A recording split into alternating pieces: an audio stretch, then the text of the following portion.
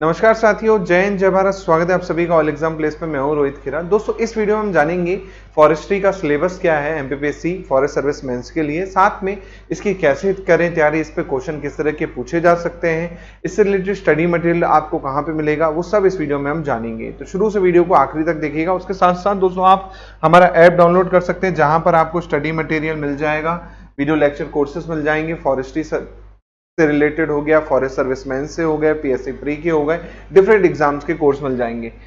इसके साथ साथ दोस्तों आप मुझे फॉलो कर सकते हैं। कोई डाउट है तो ये मेरा व्हाट्सअप नंबर है, आप इस पे मुझे व्हाट्सअप करके भी पूछ सकते हैं। चलिए बात करते हैं दोस्तों सबसे पहले सिलेबस की। तो सिलेबस में टोटल आप देखेंगे 4 यूनिट है। कितनी यूनिट है? 4 यूनिट दे रखी है फॉरेस्ट्री की, फॉरेस्ट सर्विसमैन में।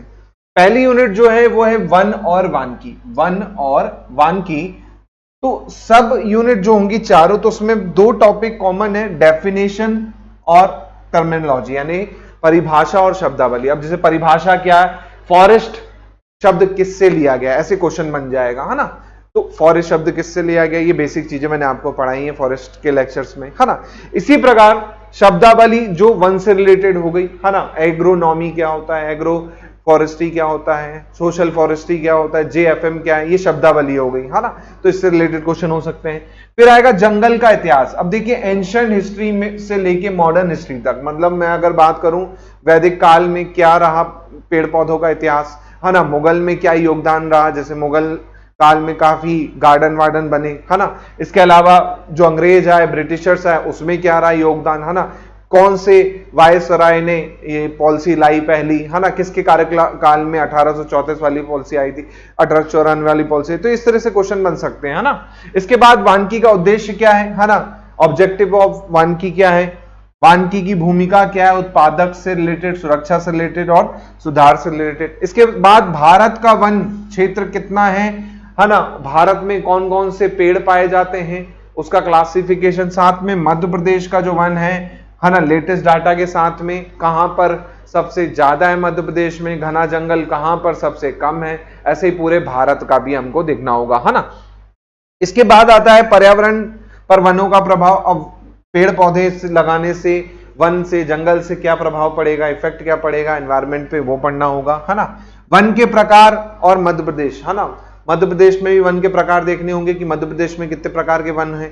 ऐसे ही हमारे टोटल उसमें है कितने वन हैं। तो अगर मैं वैसे बात करूं तो 16 प्रकार के वन होते हैं पूरे भारत में, 16 प्रकार के वन है। और ये चैंपियन सेट की क्लासिफिकेशन है। तो ये क्वेश्चन आ सकता है कि भैया चैंपियन सेट के अनुसार भारत में कितने प्रकार के वन हैं। तो टोटल 5 ग्रुप हैं, उसके अंदर सब ग्रुप भी हैं। टोटल मिला के 16 टाइप के आपको क्या होंगे, फॉरेस्ट देखने होंगे, स्टडी करने होंगे, है ना।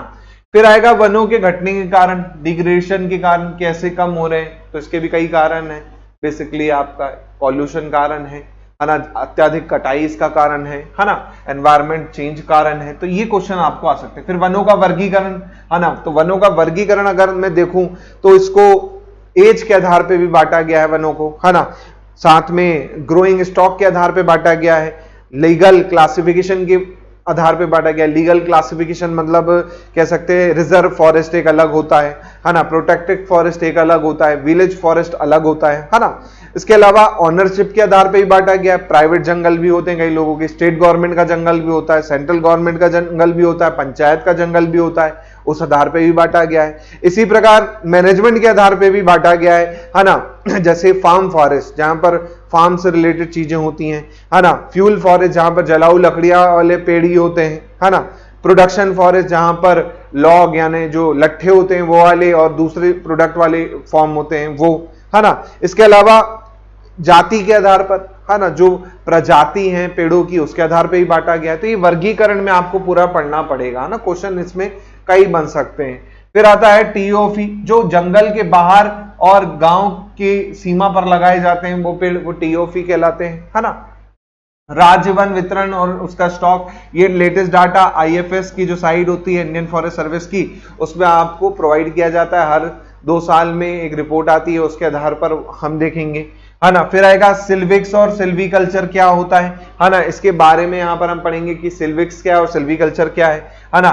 फॉरेस्ट रीजनरेशन क्या होता है ये पढ़ेंगे। उसके बाद देखिए मेन आएगा उदाहरण जो आपकी व्यावसायिक रूप से नाम है उनके और उनका आपका वनस्पतिक नाम साइंटिफिक नेम पूछा जाएगा। जैसे आपका खेर, जैसे खेर है तो इसका एकिया कैच्यू होता है ना। तो अलग अलग जो हैं वो आपको यहां पर पूछे जा सकते हैं, तो इसको थोड़ा ध्यान रखना होगा, है ना, कि किसका क्या नाम है। यहां से भी क्वेश्चन आपको बहुत सारे एग्जाम में पूछे जा सकते हैं, तो इसको अच्छे से आपको करना होगा, है ना। फॉर एग्जाम्पल जैसे मैंने कहा बबूल, बबूल का नाम क्या है, निलोटिका, है ना, एकेसिया निलोटिका है बबूल का नाम, है ना। अब इसके बारे में भी बहुत सारी चीजें होती है कि कब इसका बीज लगता है, कब इसका पौधा लगाया जाता है, तो ऐसे क्वेश्चन बन सकते हैं। लेकिन सिलेबस में मेंशन है करेक्ट वे में कि उनका क्या नाम होना चाहिए, साइंटिफिक नाम आपको पता होना चाहिए। क्वेश्चन यहां से डेफिनेटली बन जाएगा कि बोल देगा पलास का साइंटिफिक नाम क्या है, तो पलास का साइंटिफिक नाम क्या है ना। कॉमन नेम क्या है, इसको फ्लेम ऑफ फॉरेस्ट भी कहा जाता है, जंगल की आग के नाम से भी जाना जाता है ना। और इसका ओरिजिनल नाम है बोटिया मोनोस्पर्मा, बोटिया मोनोस्पर्मा। तो ऐसे क्वेश्चन आ सकता है कि बोटिया मोनोस्पर्मा इनमें से किसका साइंटिफिक नाम है, तो ये आपको अच्छे से पढ़ना होगा। यहां से क्वेश्चन ज्यादा बन सकते हैं। एक यूनिट से जो अभी तक अंदाजा है 10 क्वेश्चन होंगे, है ना। पर यूनिट से 10 क्वेश्चन आपको देखने को मिलेंगे। ये पहली यूनिट का सिलेबस है। सेकेंड यूनिट में मैं आता हूं यहां पर, वो है आपकी फॉरेस्ट यूटिलाइजेशन, वन का उपयोग, वन का जो आप यूज कर रहे हैं, फॉरेस्ट का यूज कर रहे हैं, वो यहां पर देखेंगे। इसमें भी वही दो चीज कॉमन रहेगी, फॉरेस्ट की यूटिलाइजेशन की डेफिनेशन की, फॉरेस्ट यूटिलाइजेशन है क्या, और उससे रिलेटेड शब्दावली। फिर इसमें एक वर्ड आएगा फॉरेस्ट प्रोडक्ट, है ना, लकड़ी के उत्पाद। तो लकड़ी के उत्पाद में जो लट्ठे आ जाएंगे, लॉग आ जाएंगे, है ना, बड़े बड़े जो लॉग निकलते हैं, लट्ठे निकलते हैं, उससे रिलेटेड चीजें पढ़ेंगे। अब इसमें पूरी प्रोसेस ही है। अब लट्ठे कैसे बनते हैं, लट्ठे कैसे कटते हैं, लट्ठों का ट्रांसपोर्टेशन कैसे होगा, है ना, उसमें किस तरह के ट्रांसपोर्टेशन होते हैं, by air, by water, by अपना जमीन से, है ना। तो ये चीजें हमको पढ़नी पड़ेंगी। फिर आएगा लट्ठे जैसे ही आपके कहां पहुंचेंगे, आपके स्टोर में पहुंचेंगे, तो उसकी सीजनिंग की जाएगी। लट्ठों की क्या की जाती है, पकाई की जाती है, क्योंकि उसमें क्या होता है, मॉइस्चर मौजूद होता है। मॉइस्चर मौजूद होने से क्या हो सकते हैं, उसमें कीट लग सकते हैं, उनमें कुछ बीमारियां हो सकती हैं, तो उसकी पकाई की जाती है स्टीमिंग मेथड से, गर्म किए जाते हैं अलग अलग मैनुअल और ऑटोमेटिक प्लांट्स में, है ना। तो ये पूरा डिटेल में मैंने पढ़ाया आपको। इसके बाद फिर आएगा प्रिजर्वेशन। तो थर्ड पार्ट है, जब आपने लकड़ी की पकाई कर ली, उसके बाद उसको प्रिजर्व करने के लिए उसमें वार्निश की जाती है, कुछ कीटनाशक चीजें लगाई जाती हैं, वो आपका प्रिजर्वेशन आएगा। फिर वही लट्ठों से प्लाईवुड बनाई जाती है ना। प्लाईवुड में भी बहुत सारे टाइप होते हैं प्लाईवुड के, है ना, ए क्वालिटी, बी क्वालिटी, है ना, जो एकदम घटिया क्वालिटी वाली भी होती है, मिक्स वाली, है ना। तो वो सब चीज यहां पढ़ेंगे। फिर पार्टिकल बोर्ड जो होते हैं, ये प्लाईवुड का ही एक तरह से आगे पढ़ेंगे। फिर जो कचरा निकलेगा उससे पल्प और पेपर बनाए जाएंगे, जो एकदम वेस्ट प्रोडक्ट निकलता है उससे क्या बनाते हो आप, लकड़ी के प्रोडक्ट से, चूरे से, है ना, वो बनाते हो कागज वागज। तो कागज से रिलेटेड यहां पे क्वेश्चन हो जाएंगे, ठीक है। इसके बाद आरी मिलिंग जो हो गई, आपकी सॉ मिलिंग जो हो गई, है ना, जहां पर लकड़े काटे जाते हैं, जिससे दरवाजे, खिड़कियां, अलग अलग चीज, फर्नीचर बनाए जाते हैं, तो वो उसके बारे में यहां पे पढ़ेंगे। लॉगिंग, लॉगिंग क्या है, पेड़ को काटना, पेड़ को काटना लॉगिंग है बेसिकली, है ना। इसकी पूरी मेथड होती है, किस तरह से कट लगाया जाता है, कैसे गिराया जाता है, मशीनरी क्या यूज होती है, वो पूरी प्रोसेस उसमें आपको पढ़नी होगी। फिर एक चैप्टर है ये खुद यहां पर, फॉरेस्ट मेजरमेंट। ये खुद में एक चैप्टर है, एक टॉपिक नहीं है, खुद में एक चैप्टर है ना। इसमें अलग अलग फॉर्मूलास हैं, है ना, अलग अलग फॉर्मूलास हैं। अलग अलग फॉर्मूलास का यूज करके आप क्या करोगे, पेड़ की क्या बताओगे, पेड़ का डायमीटर कितना है, पेड़ की ऊंचाई कितनी है, पेड़ में वॉल्यूम कितना है। तो ये आपका फॉरेस्ट मेंसुरेशन वाला पार्ट हो जाएगा, क्षेत्रमिति वाला पार्ट हो जाएगा, है ना। जनरली डायमीटर हो गया, गिर्थ हो गया, एरिया हो गया, वॉल्यूम हो गया, ये नापा जाता है। अब इसमें अलग अलग फॉर्मूलेस हैं, अलग अलग इंस्ट्रूमेंट है, जैसे 1 ईयर कैलिपर्स का यूज किया जाएगा, है ना, टेप का यूज किया जाएगा, है ना, गेज का यूज किया जाता है इसमें। उसके बाद मेथड होती है इसमें हाइट नापने की, जैसे पहली मेथड होती है ऑकुलर एस्टिमेट मेथड, है ना। ऐसे ही आपकी आती है शैडो मेथड, छाया कितनी पड़ रही है उस हिसाब से नापा जाता है। फिर आती है सिंगल पोल मेथड, है ना। इंस्ट्रूमेंटल मेथड में ज्योमेट्रिक प्रिंसिपल, ट्राइंगल पे जो लगता है उससे रिलेटेड मेथड होंगी। तो ये सब चीजें आप कहां पढ़ोगे, फॉरेस्ट मेंसुरेशन में पढ़ोगे। ज्यादातर ये जो पार्ट है मैथमेटिकल पार्ट है, फॉर्मूला बेस्ड पार्ट है ना, तो यहां से फॉर्मूला बेस्ड क्वेश्चन पूछे जा सकते हैं फॉरेस्ट वाले से, है ना, तो ये यहां पर ध्यान रखिएगा। और इसमें अलग अलग इंस्ट्रूमेंट्स हैं, जैसे ब्रेंडिस टेबल हो गया, एबने लेवल हो गया, है ना, हागा अल्टीमीटर हो गया, रेला स्कोप हो गया, क्रिश्चियन हाइप्सोमीटर हो गया। तो ये कुछ इंस्ट्रूमेंट हैं जो यहाँ पर यूज होते हैं इनकी हाइट को नापने के लिए।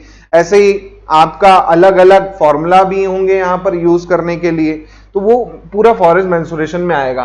फिर आएगा नॉन वुड फॉरेस्ट प्रोडक्ट्स, जो लकड़ी को छोड़ के जो दूसरे उत्पाद होते हैं, है ना, जैसे आपका क्या फाइबर है, रेशे, रेशे में भी बहुत सारी वैरायटी होती है, कैसे प्राप्त होता है रेशा, इसका यूज क्या है, ये सब चीजें इसमें पूछी जाएंगी। फिर आपका फ्लॉस, घास, टैनिन, गोंद, डाई, डाई आप यूज करते कलर के लिए, है ना, इसके बारे में। राल, चिपचिपा पदार्थ होता है एकदम, है ना, अपना गोंद की तरह होता है। ऐसे ही ओलियोरेसिन, है ना, तेल जो हो गए, मेडिसिनल प्लांट से तेल कई प्रकार के मिलते हैं, है ना, तो वो चीजें आपको मिलेंगी, है ना। इसके अलावा औषधि प्लांट जैसे गांजा वांजा हो गया, है ना, छोटे दूसरे जड़ी बूटी वाले प्लांट हो गए, है ना, तो वो यहां पर आपको पढ़ने होंगे। मतलब लकड़ी को छोड़ के जो जो चीजें हैं वो यहां पर आपको नॉन वुड प्रोडक्ट पढ़ने पड़ेंगे, यहां पर आपको पूछा जा सकते हैं। फॉरेस्ट यूटिलाइजेशन के अंदर ही आएगा पूरा का पूरा ये चीज।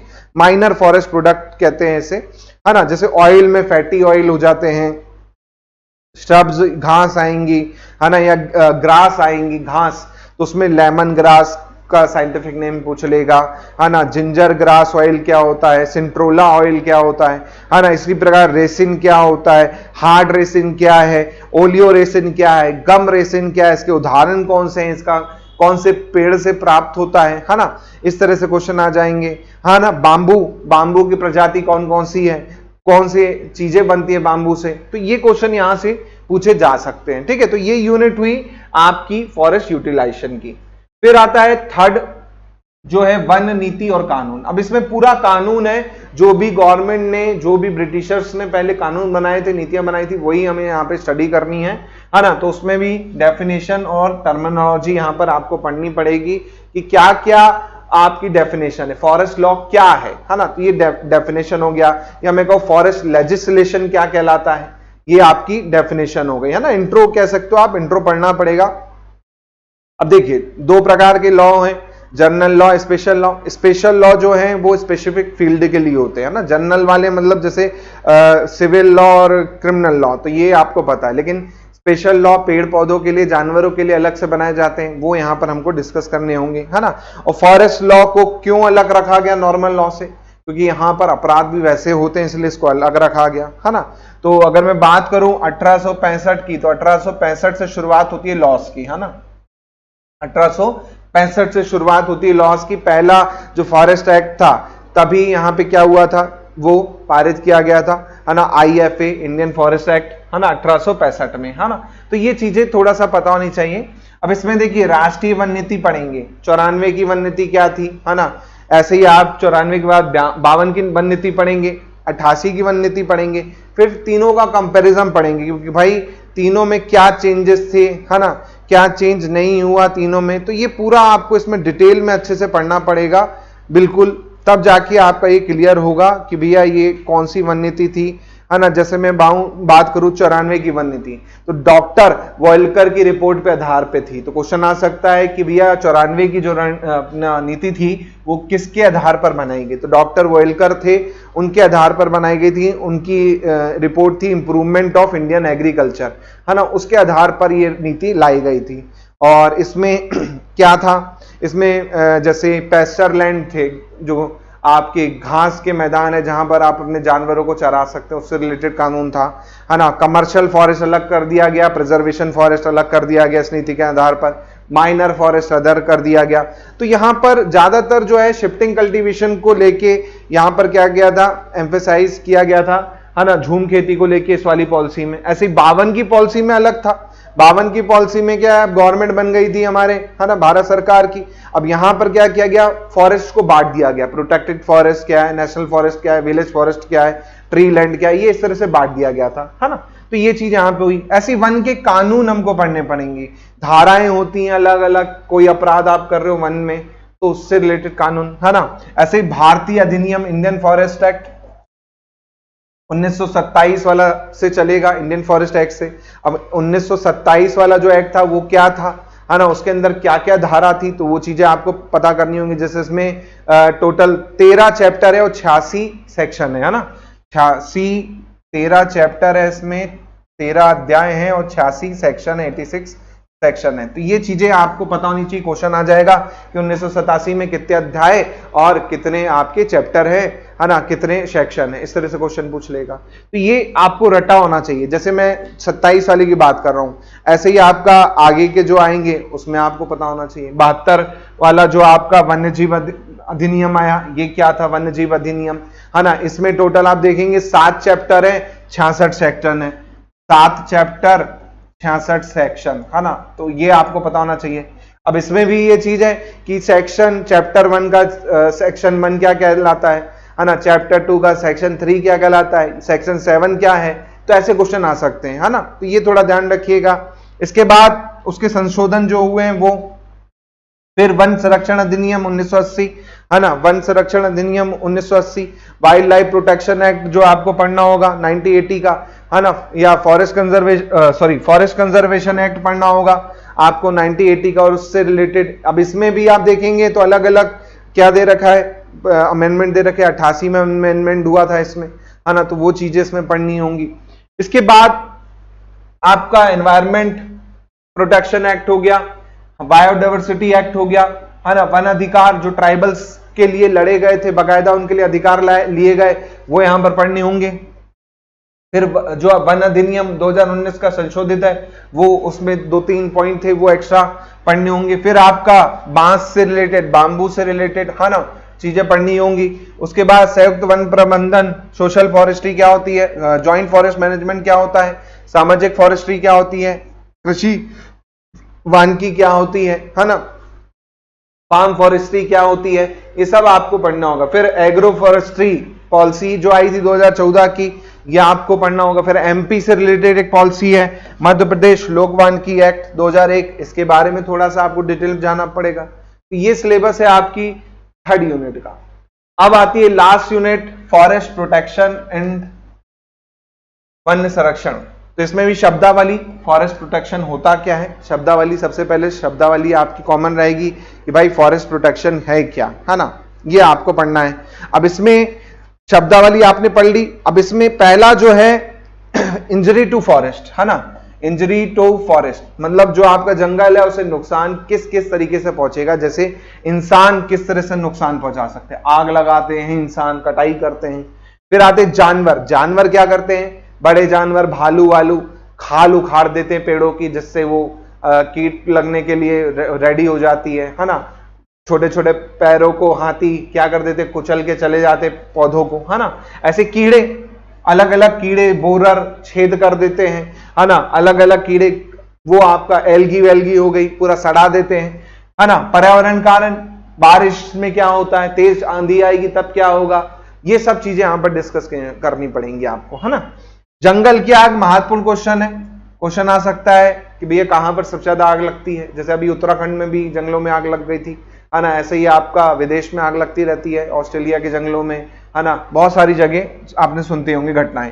इसी प्रकार चराई और चराई प्रबंधन क्या होता है, एक लिमिट होती है चराने की एक ग्राउंड में, है ना, उसका फॉर्मूला होता है, वो आपको पढ़ना पड़ेगा, उससे क्वेश्चन आ सकता है। बकरी ज्यादा नुकसान पहुंचाती है चराई में एज कंपेयर टू गाय भैंस, ये क्वेश्चन भी आपको पता हो सकता है, क्वेश्चन आ जाए, है ना। ऐसे ही वनीकरण, फॉरेस्टेशन, मृदा संरक्षण, सॉइल मैनेजमेंट जो हो गया, आपको पढ़ना पड़ेगा कि भाई सॉइल कैसे डिग्रेड होता है, उसके बारे में, उसके बचाव के तरीके।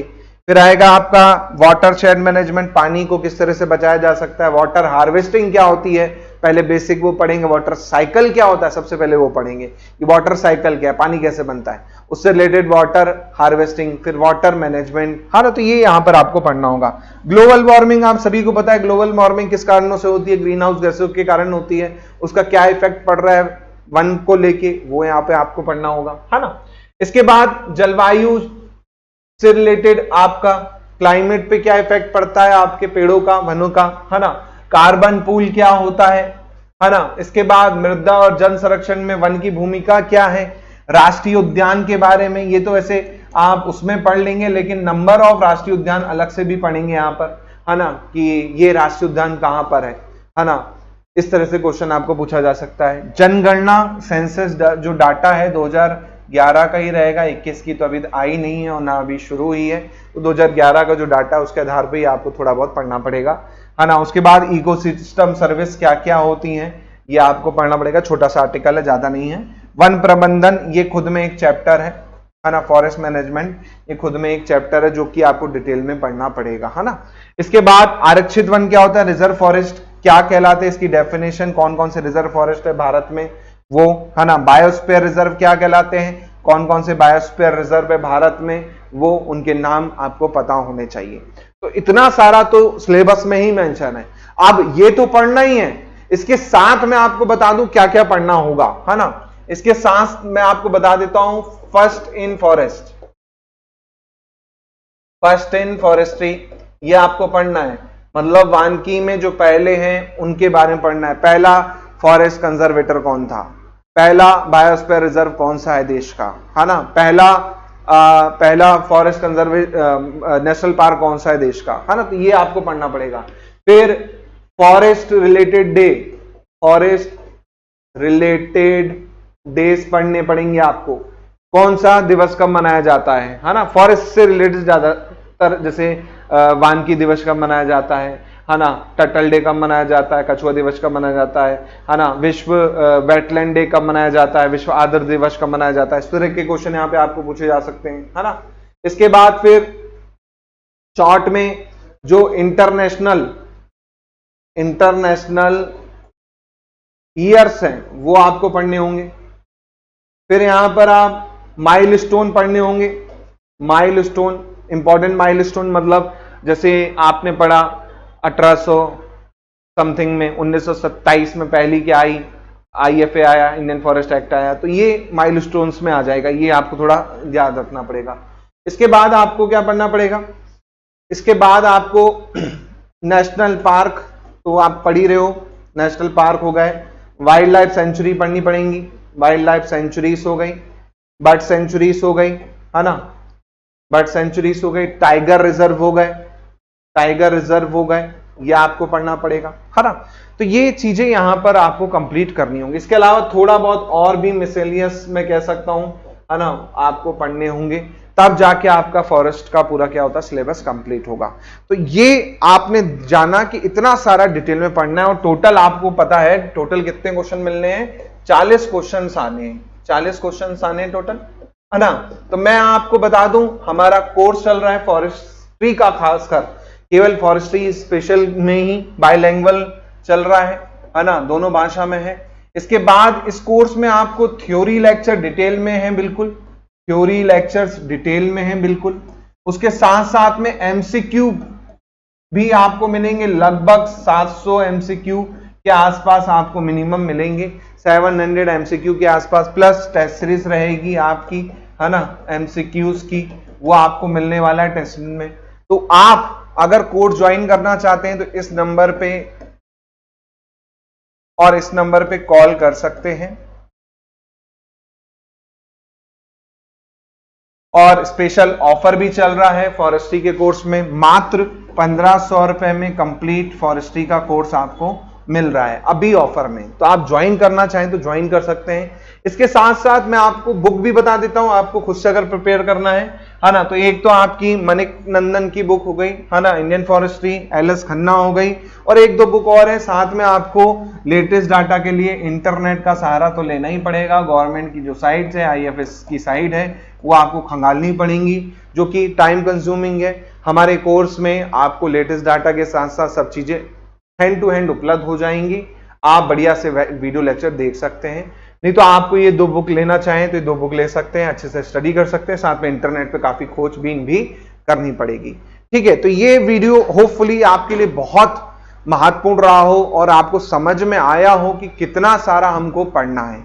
जितने बच्चे फॉरेस्ट मेंस दे रहे हैं इस बार, होपफुली मैं आपके लिए कामना करता हूं कि आपका फॉरेस्ट मेन अच्छा जाए। अच्छे से कीजिएगा पेपर, वीडियो अच्छा लगे तो प्लीज शेयर कीजिएगा। नए हैं चैनल पे तो चैनल को सब्सक्राइब कीजिए। मिलते हैं जल्दी। जय हिंद, जय Bharat. Thank you very much.